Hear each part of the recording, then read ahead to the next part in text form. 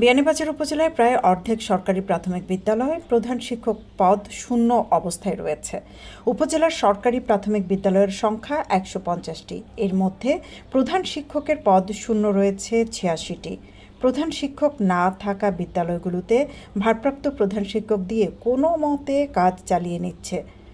এতে ব্যাহত হচ্ছে শিক্ষা কার্যক্রম। প্রধান শিক্ষকের অভাবে শ্রেণীকক্ষে শুধু যে পাঠদান ব্যাহত হচ্ছে, শুধু তাই নয়, শিক্ষকদেরও হিমশিম খেতে হচ্ছে শ্রেণীকক্ষে পাঠদান কার্যক্রম পরিচালনা করতে। প্রাথমিক বিদ্যালয়ের ভারপ্রাপ্ত প্রধান শিক্ষকরা মূলত সহকারী শিক্ষক।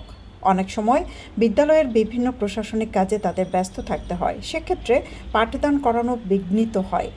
তাই প্রাথমিক শিক্ষার মানোন্নয়নে পদোন্নতির মাধ্যমে প্রধান শিক্ষকের শূন্য পদ পূরণ ও নতুন নিয়োগের মাধ্যমে সহকারী শিক্ষক সংকট নিরসন করা প্রয়োজন। নাম প্রকাশ না করার শর্তে কয়েকটি বিদ্যালয়ের সহকারী শিক্ষক জানান, প্রধান শিক্ষক না থাকায় সহকারী শিক্ষকদের বিভিন্ন অফিসিয়াল কাজে সভা, প্রশিক্ষণ ও উপজেলা শিক্ষা অফিসে যাওয়া আসা করতে হয়। এতে করে একদিকে যেমন শ্রেণীকক্ষে শিশুদের পাঠ গ্রহণ সম্পূর্ণ হয় না, অন্যদিকে তেমনি শিশুদের নিয়ন্ত্রণ করাও কঠিন হয়ে ওঠে।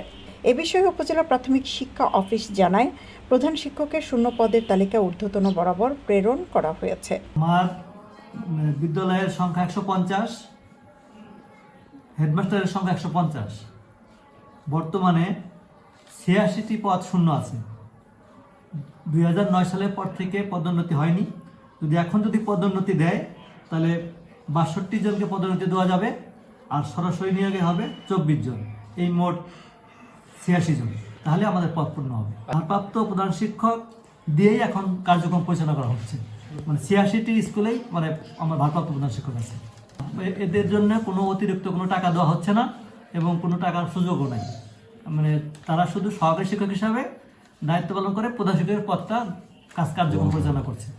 শিক্ষার্থীদের গুণগত মান নিশ্চিত করতে হলে শিগগিরই এসব বিদ্যালয়ের প্রধান শিক্ষকের পদ পূরণ করার কোনো বিকল্প নেই বলে জানিয়েছেন শিক্ষানুরাগী শিক্ষক এবং অভিভাবক মহল। সৈয়দা আখি হক, এবিটিভি।